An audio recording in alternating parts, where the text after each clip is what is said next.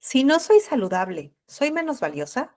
Are you ready? Hola, bienvenidas a Nutrición que Libera, un programa en el que hablamos de bienestar fusionando medicina, nutrición y psicología, donde no nos centramos en el peso y les decimos adiós a las dietas. Bienvenidas. Bienvenidas y bienvenidos a su podcast quincenal Nutrición que Libera. Yo soy la doctora Iracema Vázquez, médica especialista en nutrición clínica y soy su anfitriona. Y bueno, hoy voy a hablar sobre la idea de que si no somos saludables, no merecemos llamarnos buenas personas, buenos ciudadanos, simplemente no estamos haciendo las cosas mal. En 1980, el autor Robert Crawford usó el término healthism, que significa o se puede traducir como salutismo, en su artículo Healthism and the Medicalization of Everyday, o sea, salutismo y la medicalización de todos los días. Y en este artículo hablaba sobre la responsabilidad individual de la salud, el que nosotros somos responsables individualmente de nuestra salud. Y esto sé que es algo que has escuchado muchas veces y que de hecho puede que te creas al 100%. También habla sobre la medicalización cada vez mayor de la vida cotidiana, donde la preocupación no médica se define y se trata como problemas de salud. Ejemplo, las personas homosexuales son homosexuales porque tienen alguna enfermedad, nacieron así, se criaron de ciertas características y entonces por eso son homosexuales, cuando simplemente lo son. Y tiene que ver también con la gordofobia, porque se trata de buscar una explicación o un aspecto médico a algo que simplemente es, como el que las personas gordas simplemente son gordas, pues porque lo son. ¿No? La creencia también habla Robert Crawford de que la salud puede lograrse a través de la autodisciplina y la modificación del estilo de vida. Y esto yo les puedo decir como médica que fue algo que me enseñaron en la carrera desde el principio. Las personas pueden modificar su salud a voluntad simplemente cambiando su estilo de vida, comiendo saludable, haciendo ejercicio. Y eso es ejercicio y alimentación. Son las bases para una buena salud. También habló sobre cómo se tiende a culpar a las víctimas por sus enfermedades. Si tienes diabetes, es tu culpa. Si tienes hipertensión, es tu culpa. Si tienes cáncer, no estoy muy segura, pero probablemente es tu culpa por lo que consumiste, a lo que te expusiste y demás. La promoción de la salud puede llevar a mayor vigilancia, eh, un control social y culpabilización individual. Entonces, en lugar de que la sociedad participe en la salud universal, se culpabiliza a la persona y hace que esta persona esté muy vigilante sobre lo que hace, lo que come, lo que dice y lo que ocurre para saber si es saludable o no. Entonces se desvía la atención de factores sociales y económicos que van a contribuir a la enfermedad y se impone una nueva forma de moralidad basada en la salud. ¿Eres moralmente correcta o buena o bueno? Sí, eres saludable. En 1995, Deborah Lupton habló también del salutismo en su trabajo The Imperative of Health, Public Health and the Regulated Body, que se traduciría como el imperativo de la salud, salud pública y el cuerpo regulado o controlado. Eh, y en este libro se analiza cómo el discurso de la salud pública moderna ha evolucionado a ser un imperativo moral. La salud no solo es deseable, sino una medida del valor individual y social. Entonces, eres valioso en medida en que eres saludable. Si eres una persona enferma, eres una persona de menor categoría, sea cual sea tu enfermedad, discapacidad o incluso que tengas alguna, entre comillas, enfermedad que no encaja con lo saludable según los estándares médicos, como la gordura. Y se han desarrollado múltiples artículos que han criticado al salutismo. Por ejemplo, se habla de que el salutismo va a moralizar la salud y la enfermedad y transforma la salud en una obligación moral. Se te pregunta, ¿qué haces en este mundo o en este país o en esta sociedad si no es estar buscando ser saludable? Se cuestiona el que una persona sea valiosa si no es saludable o si por lo menos no está buscando ser saludable todo el tiempo. Y entonces ser saludable se considera una virtud. Una persona saludable, una persona que no tiene diabetes, hipertensión, hígado graso, enfermedades crónico-degenerativas como enfermedades reumatológicas o que no está envejeciendo incluso, se considera una persona, que eso, bueno, pues sabemos que no es posible, pero se consideran personas dignas, personas moralmente superiores, ¿no? Em, y la enfermedad se considera como una falta de moral o un signo de irresponsabilidad. Si tú estás enferma o enfermo, es porque no actuaste de manera correcta, fuiste irresponsable con tus hábitos, con tus decisiones y entonces ahora incluso te has convertido en una carga para la sociedad. Se critica la tendencia, o sea, en los estudios en los que se ha hecho críticas al salutismo, se critica la tendencia a culpar a los individuos por sus problemas de salud, porque la enfermedad es muy compleja, no es simplemente algo que esté basado en decisiones y actitudes de la persona, tiene que ver con el entorno, con el ambiente, con la sociedad, con diferentes cosas que muchas veces no están en control de la persona.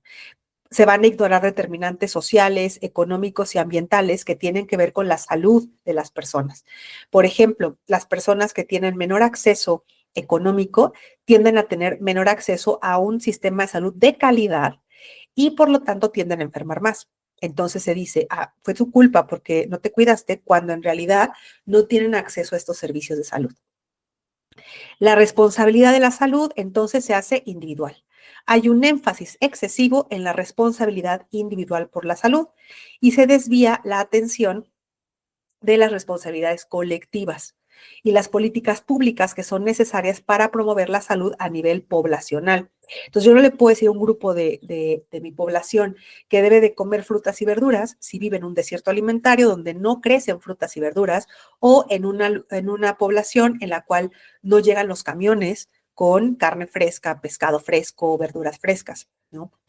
Esto exacerba las desigualdades en salud. Personas que tienen menos recursos o que están en entornos más desfavorables tienen menor capacidad para seguir estos dictámenes de lo que dicta, de los dictámenes que genera el salutismo, ¿no? Entonces, el salutismo dice, tendríamos que comer frutas y verduras y tendríamos que comer pescados frescos. Pero si una población no tiene acceso económico o de situación de vida a estos alimentos, entonces es su culpa, ¿no? El salutismo va a promover el estigma y la discriminación, principalmente hacia grupos específicos. Y aquí estamos hablando una vez más de la gordofobia, pero también del capacitismo, ¿no? Que es la discriminación hacia personas que tienen discapacidades, o la discriminación a personas con enfermedades mentales, en las cuales, por ejemplo, se les dice, es que si tuvieras una buena higiene mental, no tendrías depresión, no tendrías ansiedad, o a personas que son neurodivergentes, como por ejemplo que tienen autismo o que tienen trastornos por déficit de atención, y entonces se les culpa porque no atienden bien su salud cuando son neurodivergentes y necesitan atender las necesidades de manera distinta. También se critica y se discrimina a grupos que tienen estilos de vida que se consideran poco saludables. Y entonces si una persona no hace ejercicio porque no puede, no tiene tiempo, no le gusta, no sabe cómo, entonces es criticada como que está haciendo cosas que atentan contra su salud o que no promueven su salud, ¿no? Y el salutismo legitima actitudes prejuiciosas y políticamente discriminatorias.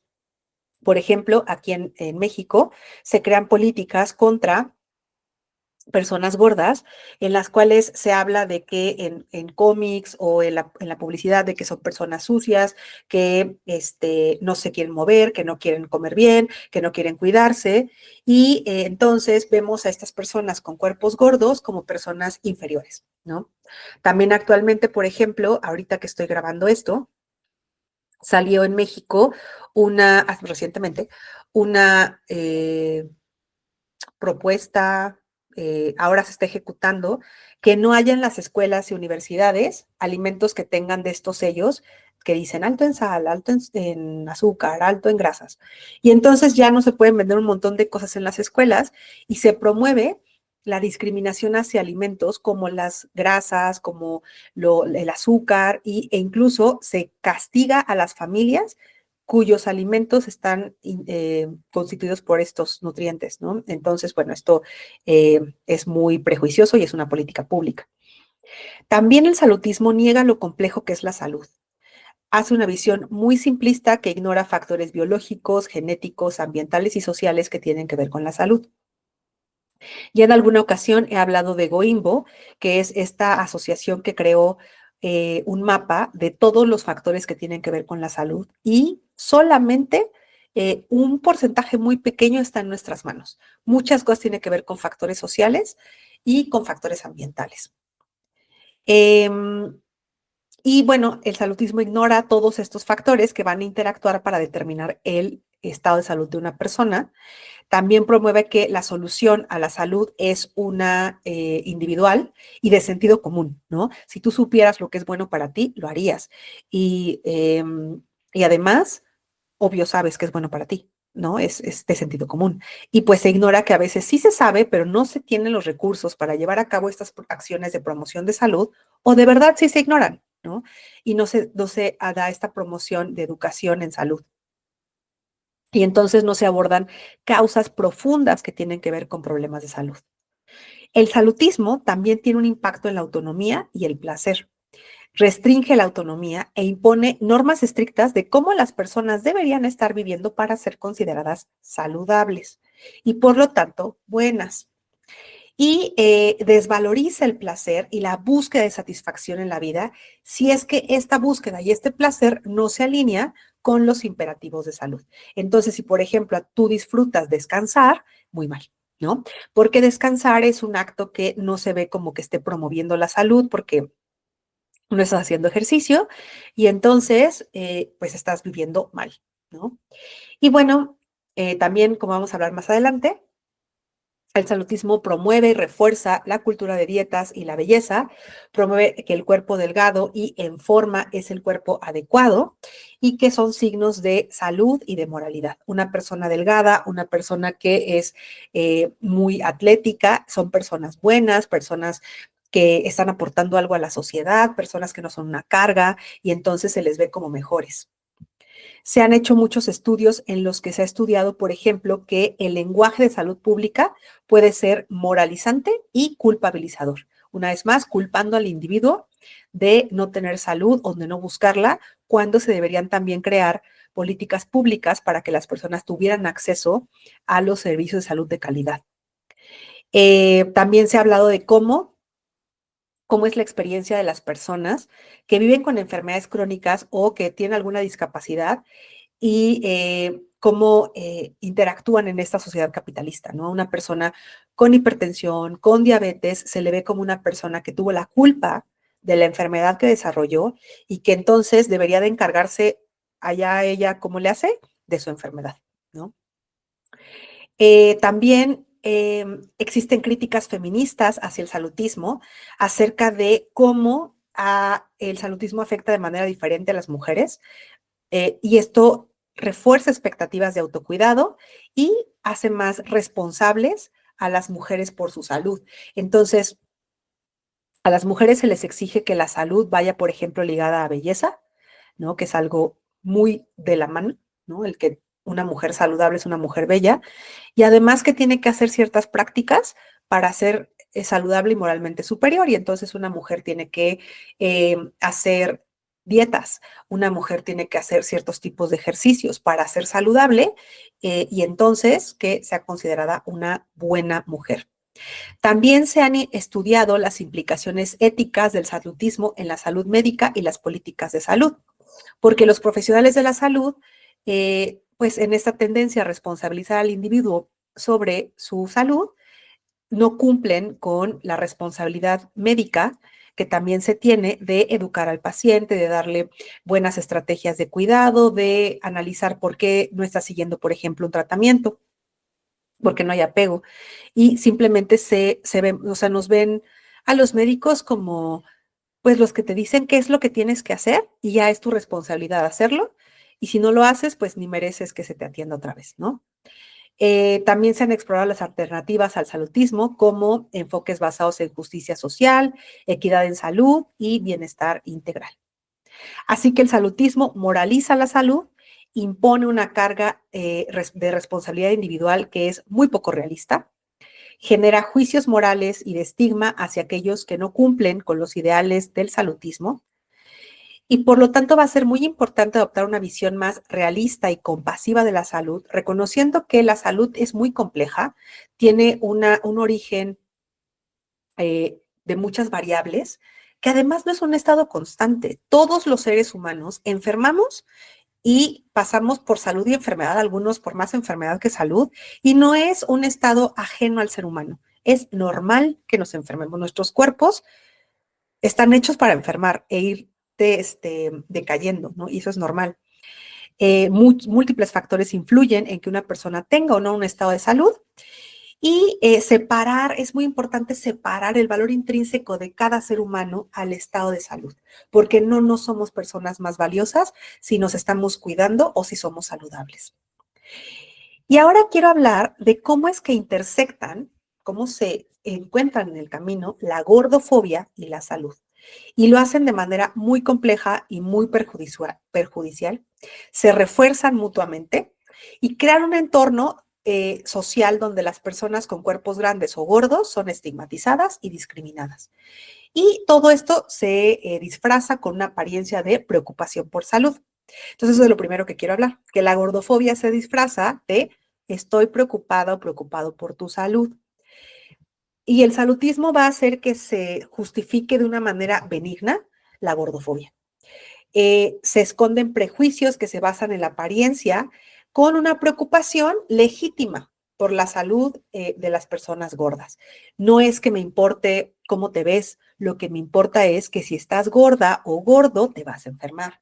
Y entonces, atrás de eso, puedo violentarte, burlarme de ti, señalarte que estás gorda y que te va a pasar algo muy malo. Y entonces, pues tengo derecho. O sea, esto está justificada por el salutismo. Eh, y yo quiero preguntar aquí, y lo hemos hecho muchas de las personas que nos dedicamos a esto, si realmente te importa la salud de la persona, ¿qué hay de la salud mental? ¿No? Porque esta violencia, esta discriminación va a afectar la salud mental, pero no se toma en cuenta eso. Se asume que las personas gordas no son saludables. Las personas gordas están enfermas y por eso es el término de obesidad, que es un diagnóstico en el cual la persona está enferma por el tamaño de su cuerpo. También se asume que las personas tienen malos hábitos, ni siquiera se preguntan. Es obvio para las personas que se rigen por el salutismo que pues la persona está gorda porque hizo ciertas cosas que la llevaron a estar gorda, como comer demasiado o comer demasiada azúcar y grasa, o seguramente no hacen ejercicio, son súper sedentarias. Siempre que se muestra un dibujo, una imagen de una persona gorda, está comiendo, sentada en la televisión, bueno, sentada viendo la televisión, sin hacer ejercicio, ¿no?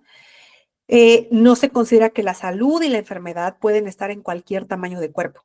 Hay personas delgadas sanas y personas delgadas con enfermedades. Y hay personas gordas sanas y personas gordas con enfermedades. Hay toda una mezcla, ¿no? El tamaño del cuerpo no determina la salud. Si vemos a una persona delgada, no podemos asumir directamente que esa persona está sana. No lo sabemos. Y bueno, también no se toman en cuenta diferentes factores muy complejos que influyen en cuánto pesa una persona. No es nada más comí y entonces engordé. Tiene que ver genética, tiene que ver la microbiota intestinal, tiene que ver la tasa metabólica basal, que es con la velocidad con la que la persona utiliza las calorías, tiene que ver con niveles hormonales, tiene que ver con un montón de cosas que no necesariamente están relacionados con el que la persona comió mucho y engordó, ¿no?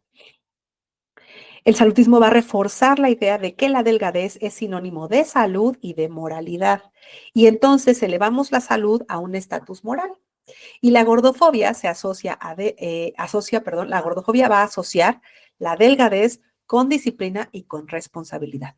Y por lo tanto, con una buena salud. Entonces, la gordofobia dice, una persona delgada seguramente está haciendo cosas saludables para estar delgada, por lo tanto es una buena persona. Y entonces se crea esta idea de que delgado es igual a bueno y saludable y gordo es igual a malo y no saludable o enfermo. El salutismo genera culpabilización y estigma, pone énfasis, ya quedamos en la responsabilidad individual, y entonces dice que las personas gordas deberían ser responsables de su peso, ¿no? Es culpa a las personas gordas por tener el peso que tienen y les hace creer que en sus manos está el poder ser delgada. Asume que las personas son gordas porque tomaron malas elecciones y porque no tienen fuerza de voluntad, cuando no se preguntan cuántas dietas han hecho, en cuántos intentos han estado por perder peso, porque la mayoría de las personas gordas por lo menos lo ha intentado una vez en su vida, por toda esta discriminación. Y dicen que tienen falta de voluntad cuando no les hemos preguntado qué cosas han logrado en su vida que involucren voluntad. No toma en cuenta el salutismo y la gordofobia factores genéticos, metabólicos, socioeconómicos, psicológicos, montón de factores que tienen que ver con el tamaño del cuerpo. La gordofobia se va a alimentar de culpabilizar a los pacientes, a las personas por el tamaño de su cuerpo. Genera un estigma social hacia las personas gordas. Si estás gordo es porque quieres y además eres una persona socialmente inferior. Esas personas se vuelven objeto de burla y además se justifica esta burla y esta violencia, porque se dice, bueno, si tú eres una persona gorda y yo te agredo, te vas a dar cuenta que no deberías ser gorda y vas a dejar de serlo, te estoy ayudando, lo cual es sumamente retorcido, ¿no? También genera discriminación en el empleo. Hay datos, yo tengo pacientes que me lo han dicho, hay reportes de cómo las personas gordas son rechazadas para empleos o se les paga menos por el tamaño de su cuerpo. También tiene que ver con discriminación en la atención médica. Los médicos que atienden a personas gordas tienden a pasar menos tiempo con estas personas, a explicarles menos acerca de sus enfermedades y de los tratamientos, a preguntarles menos por qué sí o no siguen un tratamiento, a burlarse de ellos, a discriminarlos, a regañarlos, a no darles tratamientos cuando los ameritan porque primero quieren que pierdan peso. Y también estas personas son burladas y estigmatizadas y discriminadas en redes sociales, ¿no? Se crean campañas en redes sociales contra las personas gordas. Si una persona gorda aparece bailando, hablando, maquillándose, lo primero que se ataca es el tamaño de su cuerpo, no el contenido de su video, que si es bueno o malo, da igual. El punto es por qué hablamos del cuerpo de las personas. Ahora, la gordofobia hace que se medicalice el cuerpo gordo. ¿Se acuerdan que la medicalización es buscar una causa médica o una solución médica a algo que no tiene por qué ser médico, ¿no? Cualquier problema de salud de una persona gorda se le va a atribuir a su peso, aun cuando no exista una conexión clara, ¿no? Te duelen los dientes, gordo, es por eso. Y es o sea, ¿qué tendría que ver que tengo una caries con que estoy gordo, ¿no? Esto lleva a que haya una atención médica deficiente. Se ignoran síntomas que las personas gordas están reflejando, dolor, algunos otros síntomas como malestar, inflamación, dolor, comezón, ¿no? O sea que no, esto es por tu gordura. Y se minimiza todo y se simplifica todo todo se debe a tu peso. Entonces, si tienes comezón en los pies, seguramente es tu peso y entonces perdiendo peso se va a quitar, ¿no? Sin buscar otras causas. El salutismo y la gordofobia generan una presión para la pérdida de peso como un imperativo moral. A las personas gordas se les presiona para que mejoren su salud, reduciendo su peso. Incluso cuando esto los haga caer en conductas alimentarias de riesgo, como hacer dietas restrictivas y muy poco saludables, que van a tener efectos negativos a mediano y largo plazo. Y la resistencia a perder peso se interpreta como que la persona tiene una falta de fuerza de voluntad y además es irresponsable con su salud, porque todos deberíamos hacer dietas y todos podríamos perder peso si hiciéramos dietas y nos enfocáramos lo suficiente en ello. Obviamente esto es sarcasmo porque, pues, como les comentaba, las personas gordas o con sobrepeso y obesidad, pues han hecho intentos por perder peso, ¿no? Entonces, pues no podemos hablar de que la persona no lo ha intentado lo suficiente, ¿no? Cuando prácticamente yo escucho historias de que han hecho dieta desde los 9, 10, 11 años, ¿no? También la gordofobia y el salutismo ignoran la diversidad de la salud. Ya vimos que no se debe juzgar la salud por el tamaño del cuerpo. La salud puede o no existir en todos los tamaños de cuerpos y el enfoque simplista del peso como indicador de salud pasa por alto la complejidad del bienestar, ¿no? La salud no se debe a un número en la báscula, se debe a muchísimos factores. El salutismo proporciona un marco moral que justifica y perpetúa la gordofobia. Eleva la salud a un estatus moral, asocia la delgadez con virtud, crea un ambiente donde la discriminación hacia las personas gordas se considera aceptable e incluso deseable en nombre de la salud pública. Es crucial desmantelar esta peligrosa intersección y promover una salud más inclusiva, diversa y libre de juicios morales basados en el cuerpo. Me despido recordándote que el salutismo moraliza la salud, la gordofobia se disfraza de preocupación por la salud, se culpabiliza y estigmatiza a las personas gordas y se ignora la diversidad de salud en los diferentes tamaños de cuerpo. Debemos cuestionar la moralización de la salud, reconocer la complejidad de la salud, separar la salud de la moralidad y promover la compasión.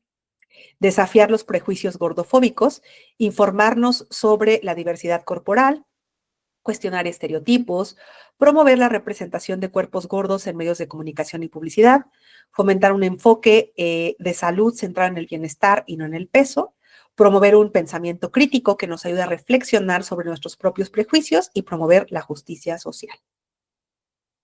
Bueno, pues quiero recordarte que tengo asesorías para profesionales de la salud, médicas, psicólogas, nutriólogas, coaches, entrenadoras, cualquier persona que trate con otro ser humano y que esté haciendo la transición de un enfoque centrado en el peso a uno libre de gordofobia.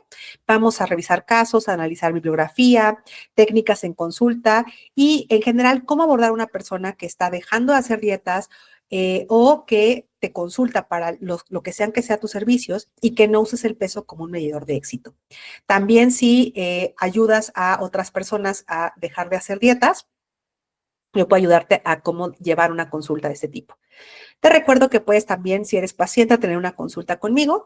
Atiendo pacientes con resistencia a la insulina, diabetes, síndrome ovario poliquístico, hipertensión, hipotiroidismo, personas que estén dejando de hacer dietas y que quieren cuidarse desde otro enfoque y no saben cómo porque solo conocen el estar haciendo dietas. Te invito a seguirme en Facebook e Instagram como DRA.doctora.iracema.nut. También te invito a que visites mi página nutricionquelibera.com, donde puedes saber más de mí y visitar mi tienda de suplementos. Y te pido por favor que califiques este episodio en YouTube, Spotify y Apple Podcast. Si te gustó y si crees que a alguien le puede servir, compártelo y por favor déjame tus comentarios. Nos vemos. Are you ready? Nutrición que Libera, un programa en el que hablamos de bienestar fusionando medicina, nutrición y psicología, donde no nos centramos en el peso y les decimos adiós a las dietas.